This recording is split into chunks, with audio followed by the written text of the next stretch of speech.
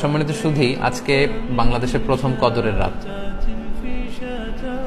যদিও বাংলাদেশে ২৭ তারিখের রাতটাকে খুব বেশি গুরুত্বের সাথে পালন করে, কিন্তু আসলে রমজানের শেষ দশকের ৫টি বেজর রাতের যে কোনো রাতে কিন্তু কদর হয়ে যেতে পারে। তাই বুদ্ধিমান মুমিনের কাজ হচ্ছে ৫টি বেজর রাতের প্রতিটি রাতেই সমানভাবে সমান গুরুত্বের সাথে ইবাদত করে যাওয়া, তাহলে কিন্তু কদর আর মিস হবে না। আল্লাহ রাসূল সাল্লাল্লাহু আলাইহি সাল্লাম বলেছেন, মান হুরিমা খায়রাহা ফাকাদ হুরিম। যে ব্যক্তি এই কদরের বরকত মাহাত্ম্য থেকে বঞ্চিত হলো, সে আসলেই বঞ্চিত হলো। কারণ পুরো রমাদানের মূল আকর্ষণ হচ্ছে এই কদরকে ঘিরেই সবকিছু। সো এই কদরের বরকত থেকে যারা বঞ্চিত হলো, ফাকাদ হুরিম, তারা আসলেই বঞ্চিত। হি ইজ দ্য লুজার,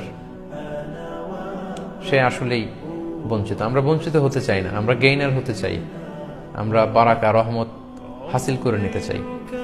আল্লাহ রাসূল সাল্লাল্লাহু আলাইহি ওয়াসাল্লাম ইরশাদ করেছেন, ফালতামিসু ফিল আশরিল আওয়াখিরি মিনাল বিতর। রমজানের শেষ ১০ দিনের, মানে শেষ দশকের বেজর রাতগুলোতে কদর তালাশ করো।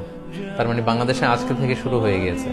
তার মানে ২১-এর রাত, ২৩-এর রাত, ২৫-এর রাত, ২৭-এর রাত এবং ২৯-এর রাত, এই ৫টি বেজর রাত, অড নাইটসগুলো, ৫টি রাতের যে কোনো একটি রাতেই কিন্তু কদর হয়ে যেতে পারে।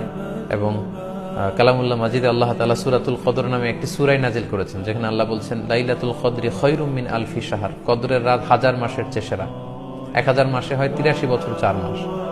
তার মানে আজ রাতে যদি আমরা ইবাদতের মধ্য দিয়ে এই রাতটি কাটাতে পারি, তাহলে ৮৩ বছর ৪ মাস ইবাদত করলে যে পরিমাণে সওয়াব পাওয়া যাবে, আল্লাহ তাআলা ঠিক ওই পরিমাণে সওয়াব দিবেন, এটা আল্লাহ বলেননি। আল্লাহ বলেছেন খায়রুম মিন আলফি শাহর, তার চেয়েও বেশি পরিমাণ সওয়াব, ব্লেসিংস, মাহাত্ম আমরা অর্জন করতে পারবো। এবং সালামুন হিয়া হাত্তা মাতলাইল ফজর, ফজর পর্যন্ত, রাত থেকে মাগরিবের আজান থেকে শুরু করে ফজর পর্যন্ত পুরো সময়টাই কিন্তু কদরের বরকতময় রাত।